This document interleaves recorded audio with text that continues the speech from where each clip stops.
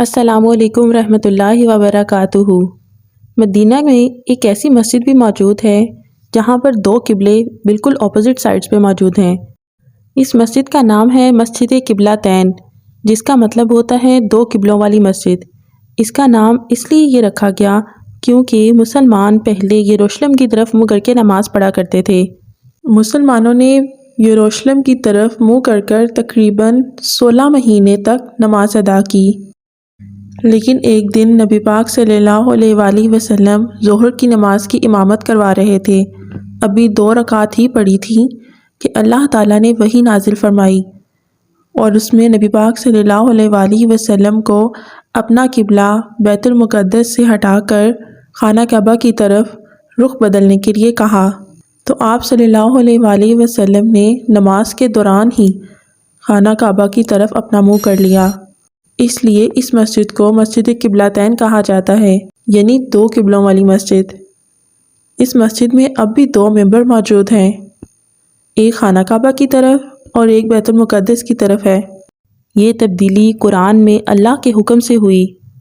اے نبی صلی اللہ علیہ وآلہ وسلم، بلا شبہ ہم آپ کے چہرے کا بار بار آسمان کی طرف اٹھنا دیکھتے رہے ہیں، سو ہم پھیر دیتے ہیں آپ کو اسی قبلہ کی طرف جو آپ کو پسند ہے، تو بس اب پھیر دیجئے اپنے رخ کو مسجد حرام کی طرف۔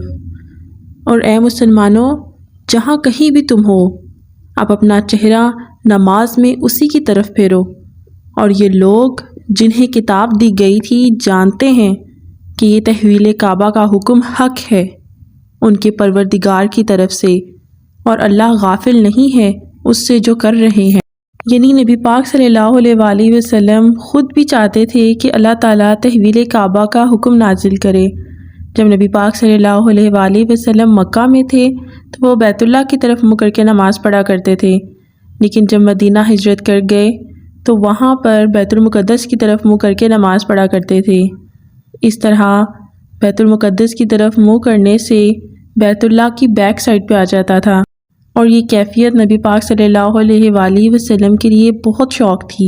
اس لیے نبی پاک صلی اللہ علیہ وآلہ وسلم بار بار آسمان کی طرف دیکھتے تھے کہ کب حضرت جبرائیل علیہ السلام تحویل کعبہ کا حکم لے کر نازل ہوں۔ تو رات میں یہ بھی مذکور تھا کہ اصل قبلہ حضرت ابراہیم کا بنایا ہوا بیت اللہ ہی ہے۔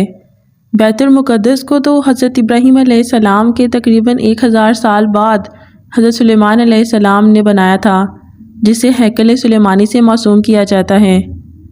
تو رات میں یہ بات شامل تھی، لیکن یہودی جان بوجھ کر اس بات کو چھپاتے تھے۔ بیت المقدس صرف یہودیوں کا ہی نہیں بلکہ عیسائیوں کا بھی قبلہ تھا، لیکن بیت المقدس کی مشرقی سائڈ پہ عیسائی اور مغربی سائڈ پہ یہودی عبادت کیا کرتے تھے۔